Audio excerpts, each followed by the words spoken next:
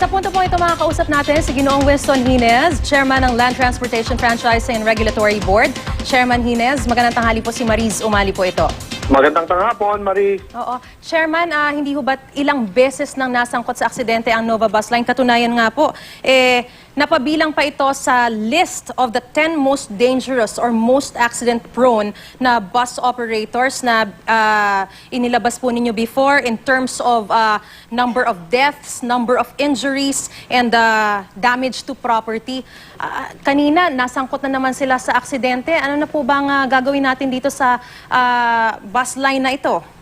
Well, sa ganitong pagkakataon, at Maris, ay aalamin namin sa investigasyon na ito ngayon at re-reviewin natin yung mga naging aksidente nila ng mga nakaraan at titingnan namin ang extent ng mga damages at mga deaths na gawa nila at magdidesisyon ang board dito kung ano ang magiging kahihinatnan ng kanilang franchise. Yes, Chairman. As a matter of fact, if I remember it correctly, napatawan nyo na rin po ng 30-day suspension itong same bus line na ito, itong Nova Bus.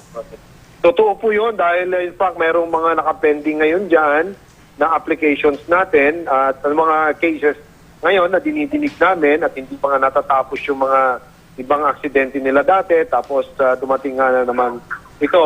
So kagaya ng aming mga ginagawa sa iba't ibang mga kaso dito ay hindi lang namin tinitingnan kung ano yung kasalukuyan ng mga pangyayari kundi ganoon din yung mga iba't ibang mga aksidente ng nakaraan. Lilinawin lang po namin, Chairman, isa lang po bang may-ari ng Nova Bus at yung Don Mariano na sangkot din sa iba't ibang mga aksidente? Tama po yun. Yan na nga po lumabas doon sa nung inimbestigahan natin ang Don Mariano. At nakita rin namin sa record namin na ang pamilya ni Dr. Melissa Lim ang siya ring nagmamay-ari ng Nova Auto Transport.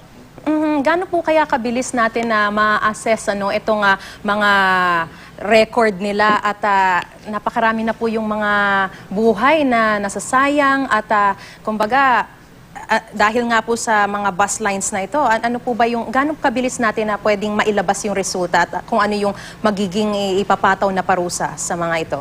Well, sa ngayon ay inaantay lang namin ang police report ngayong araw na ito at sa Lunes ay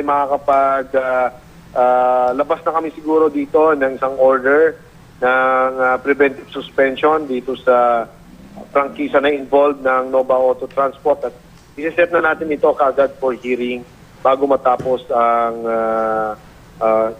itong March or first week of April, Marie. Chairman, nakausap niyo na po ba yung mga kinatawan ng Nova Bus Line kaugnay dun sa nangyaring aksidente kanina? Hindi po. Wala po kaming makakausap po sa kanila. Pero I'm sure ang mga minomonitor naman po din namin, pati yung mga insurance companies na nakasakop sa kanila para mabigyan ng financial assistance yung mga nasa ospital. Isa na lang po, Chairman, kasi syempre malapit na yung Semana Santa, ano na lang po yung mensahe natin na ibibigay sa ating mga motorista at ano po ba yung direktiba rin natin para sa mga bus lines? I understand, medyo papaagahin natin yung pagbabiyahe dahil nga magkakaroon ng mga ultimate road reblocking sa EDSA at sa iba pang mga lugar?